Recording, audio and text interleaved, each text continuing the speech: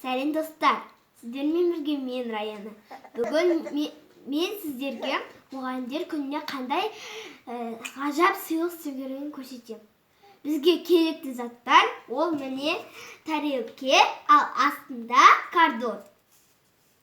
Мынау жылтырлақ не болады? Жылтырлақтардан әдемі болады. Мынау клонка.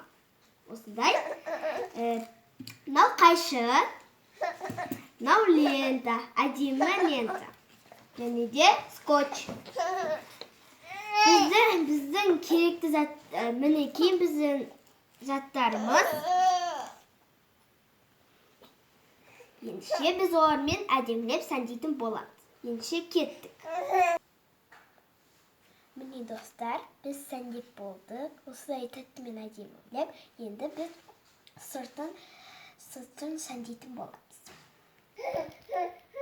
Міне достар, сәндеп болдым. Енді мұғалімге береміз. Ұнайды деген үміттемін. Енді сау болыңыздар.